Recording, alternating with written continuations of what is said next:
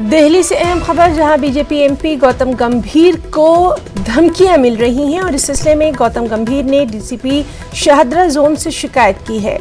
गौतम गंभीर का कहना है कि एक इंटरनेशनल नंबर से उन्हें जान से मारने की धमकियां दी जा रही हैं। पुलिस से उन्होंने इस सिलसिले में एफआईआर दर्ज करने की दरख्वास्त की है और अपनी सलामती को यकीनी बनाने की दरख्वास्त की है।